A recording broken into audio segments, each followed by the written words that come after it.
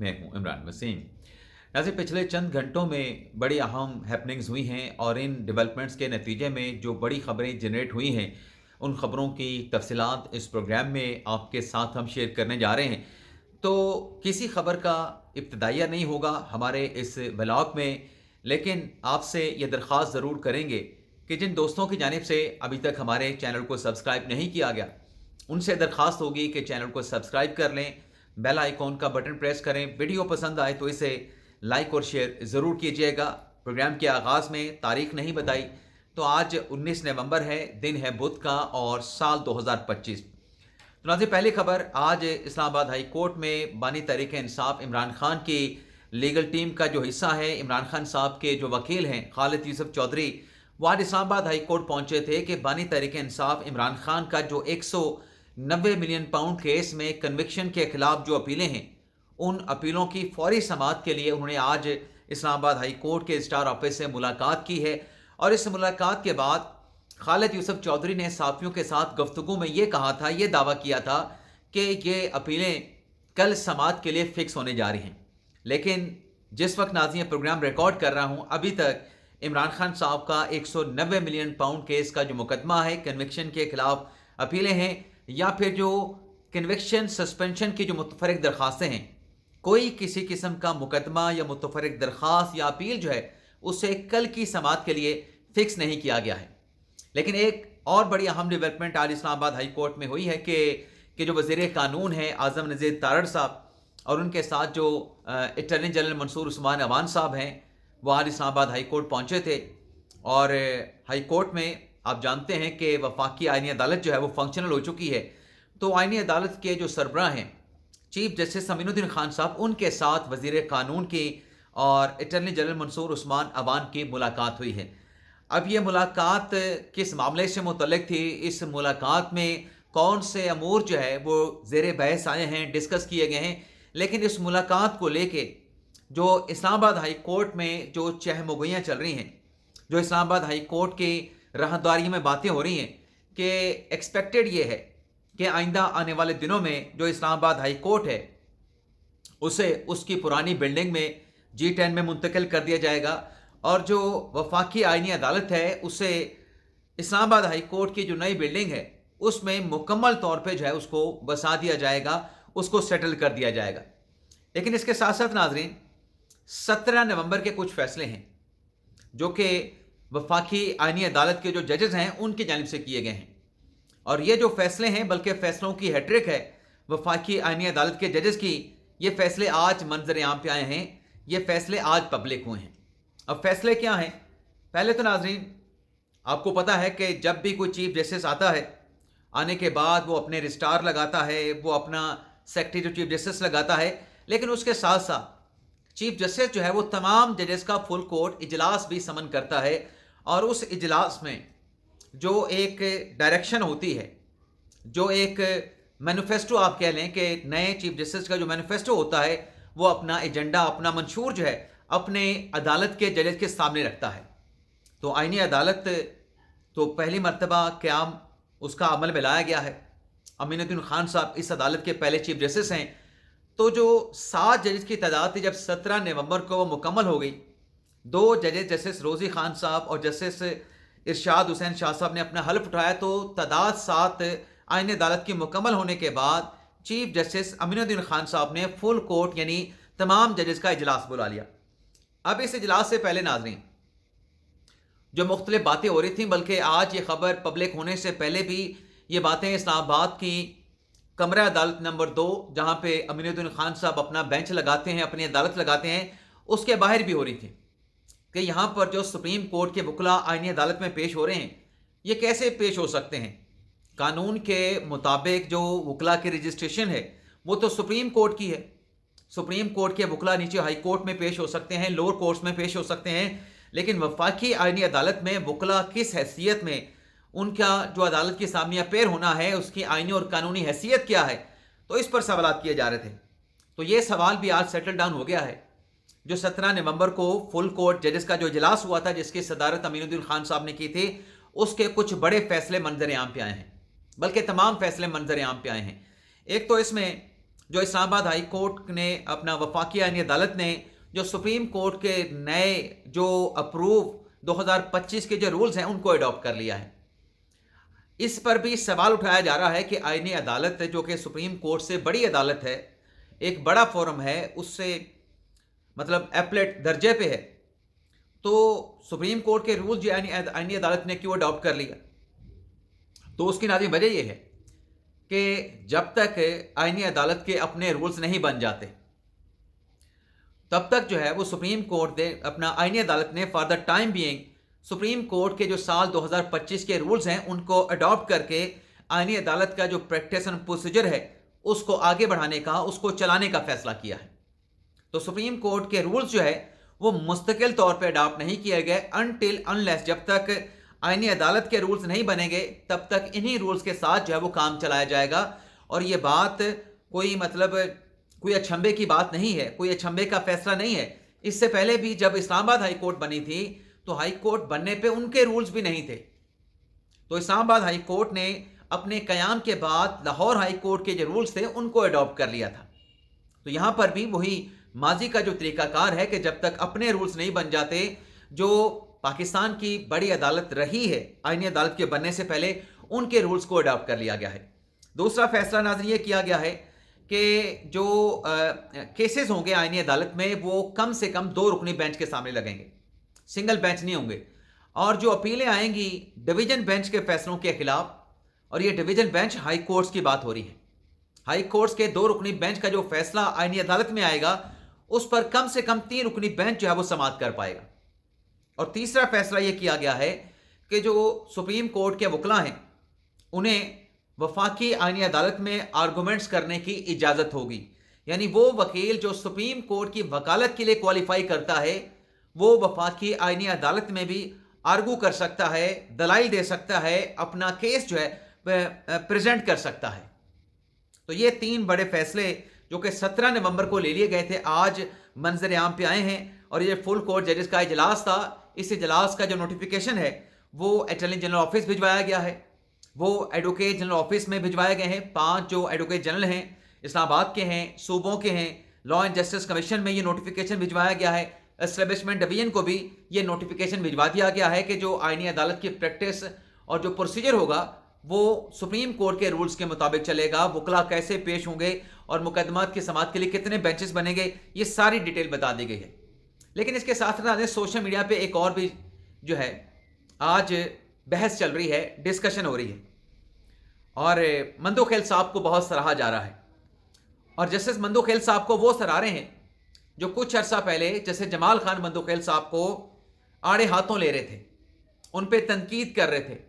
यानी उन्हें हुकूमती जज कह रहे थे। और ये मैं बड़े मुनासिब अल्फाज में बता रहा हूँ, वरना तो सोशल मीडिया पे टाउट कहने वाले भी बहुत है। जो जज आपको अच्छा ना लगे, उसका फैसला अच्छा ना लगे, उसको टाउट कह दिया जाता है। लेकिन आज नाजरीन जो गुज़िश्ता वीडियो लॉग में भी हमने बात की कि मखसूस नशिस्तों से मुतल्लिक जो मंदोखेल साहब का फैसला है उसमें उन्होंने इस बात का इंकिशाफ किया है कि मंदोखेल साहब ने प्रपोज किया था कि ये जो केस है मखसूस नशिस्तों का, ये उसी जजेस को, उसी बेंच को सुनना चाहिए जिसने 12 जुलाई का फैसला दिया था। लेकिन मंदोखेल साहब ने लिखा कि मेरे इस प्रपोजल के साथ साथी जजेस ने इत्तफाक नहीं किया। अब इसको सोशल मीडिया पे कहा जा रहा है कि मंदोखेल साहब ने बड़ा इंकिशाफ कर दिया। मंदोखेल साहब ने कहा था कि पुराने वाला बेंच इस केस को सुने, लेकिन साथी जजेस ने अक्सरियत में होते हुए उनकी बात मानने से इनकार कर दिया। ये इंकिशाफ तो आपको नजर आ गया,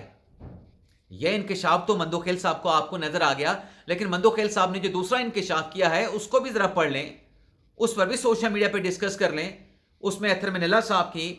उसमें मुनीब अख्तर साहब की, उसमें खास तौर पे मंसूर शाह साहब की बात की गई है कि यह आईनी बेंच में मखसूस नशिस्तों का केस आया कैसे। जस्टिस मंसूर अली शाह और जस्टिस मुनीब अख्तर के इनकार की वजह से कि नजरसानी की दरख्वास्त हम समर वेकेशन में नहीं सुनेंगे। तो मंदोखेल साहब तो दरअसल उसमें यह कह रहे हैं कि अगर ये दोनों जजेस प्रैक्टिस एंड प्रोसीजर कमेटी का जो 18 जुलाई को इजलास हुआ था उसमें नजरसानी की दरख्वास्तों को सुनने का फैसला कर लेते, छुट्टियां अवेल करने का फैसला ना करते कि छुट्टियों पे जाएंगे तब तक ये केस नहीं सुन सकते, तो फिर हालात कुछ और होते, फिर वही बेंच ये केस सुन रहा होता। तो पूरी बात लिखी जाए और पूरी बात पे डिस्कशन की जाए। اگر یہاں پہ مندوخیل صاحب نے پرپوزل دیا تھا تو وہاں پہ قاضی فیصل صاحب نے بھی پرپوزل دیا تھا کہ قانون یہ کہتا ہے کہ 15 دن کے اندر ہم نے اس نظر ثانی کو سننا ہے، تو چھٹیوں پہ چلے جائیے گا، بعد میں ہم پہلے نظر ثانی سن لیتے ہیں۔ تو قاضی فیصل کے اس پرپوزل کے ساتھ اگر منصور علی شاہ صاحب، منیب اختر صاحب ایگری کر جاتے تو وہ جو ججز 26ویں آئینی ترمیم سے پہلے سپریم کورٹ میں موجود تھے وہی ججز اس نظر ثانی کی درخواستوں پہ سماعت کرتے۔ آج جتنا مرضی پراپوگنڈا کر لیں، جو مرضی کہہ لیں کہ مال غنیمت میں مخصوص نشستیں دیگر سیاسی جماعتوں کو دے دی گئی ہیں، لیکن یہ سوال بھی تو پیدا ہوتا ہے کہ یہ مال غنیمت والا جو آپ بات کرتے ہیں، یہ آئینی بینچ میں کیس آیا کیسے؟ کس نے سننے سے انکار کیا تھا؟ وہ حالات بھی تو بتائیں نا۔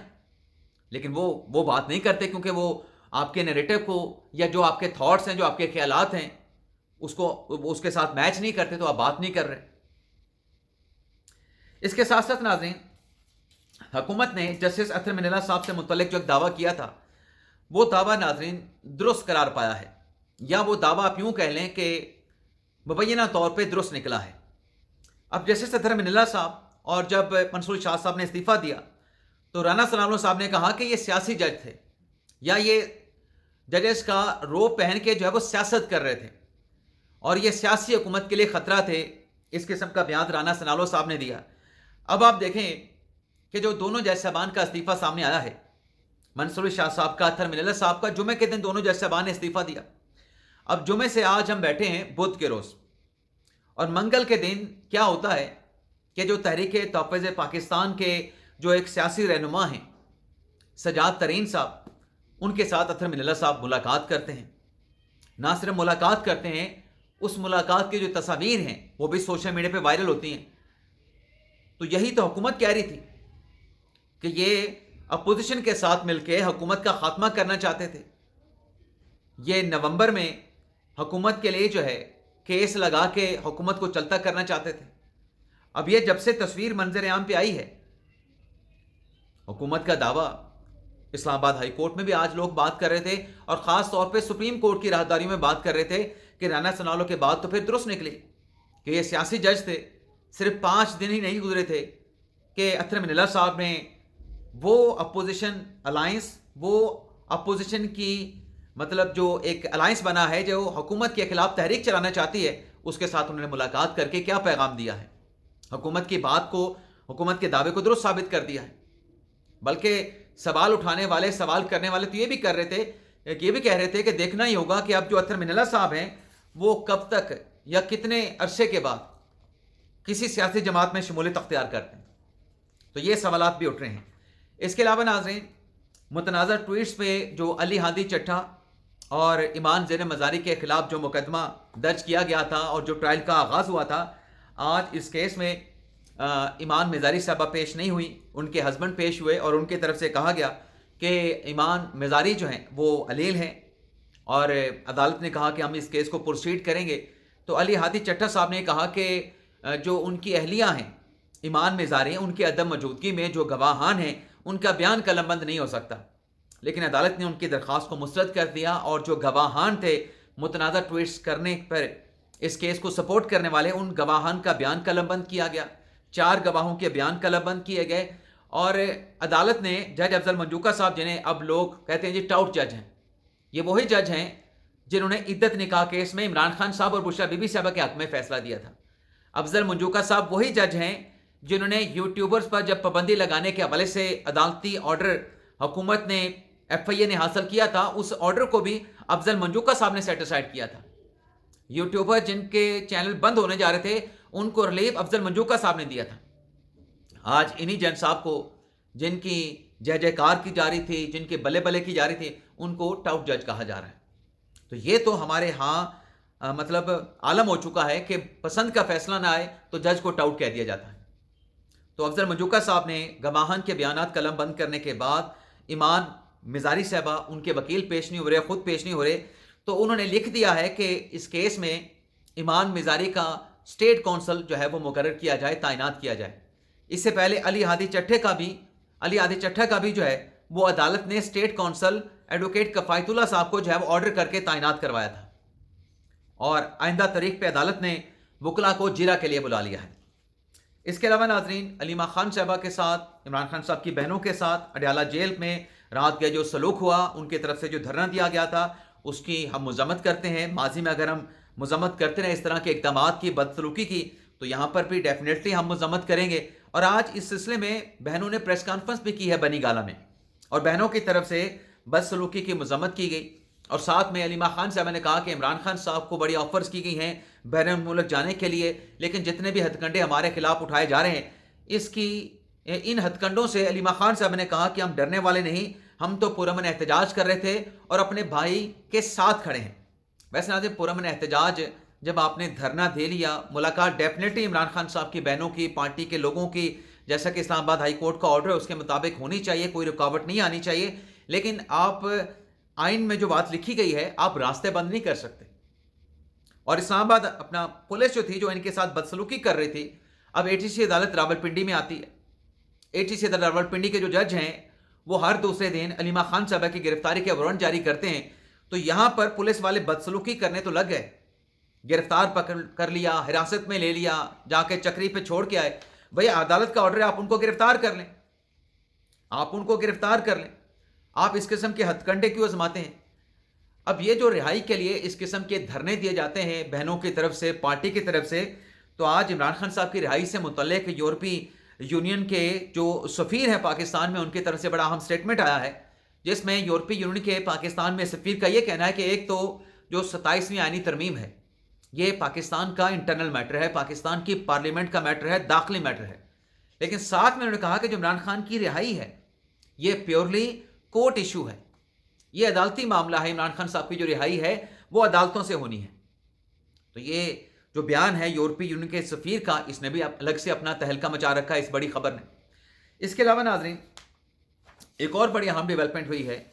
کہ ایک تو آزاد کشمیر کے جو نئے وزیر اعظم منتخب ہوئے ہیں فیصل راٹھور صاحب، ان کی 18 رکنی کابینہ نے آج اپنے عہدوں کا حلف اٹھا لیا ہے۔ 18 لوگ جو ہے وہ کابینہ میں نئے وزیر اعظم نے شامل کیے ہیں، اور اس کے ساتھ ساتھ ناظرین، سابق D C R deputy commissioner revenue Sialkot Iqbal Singhera صاحب، جو کہ 13 نومبر کو پولیس کی حراست سے فرار ہو گئے تھے، ان کو دوبارہ گرفتار کر لیا گیا ہے، لیکن ذمہ داری میں غفلت برتنے پہ 4 پولیس اہلکار جن کو برخاست کیا گیا تھا، ان کا جسمانی ریمانڈ حاصل کر لیا گیا ہے۔ ان پولیس اہلکاروں کے جو موبائل ڈیٹا ہے اس کو حاصل کر لیا گیا ہے، اور ساتھ میں NHO کو لیٹر لکھ دیا گیا ہے کہ جو گاڑی اقبال سنگھیڑا کو لے کے چکری ریسٹ ایریا سے نکلی تھی، یہ کس ٹول پلازا سے باہر نکلے ہیں، اس کی ڈیٹیل جو ہے وہ NHA سے جو ہے وہ مانگ لی گئی ہے۔ تو یہ تھا ناظرین ہمارا ویڈیو لاگ۔ آپ سے اجازت چاہتے ہیں، اللہ تعالی ہم سب کا حامی ناصر ہو، اپنی دعاؤں میں یاد رکھیے گا۔ پاکستان زندہ باد۔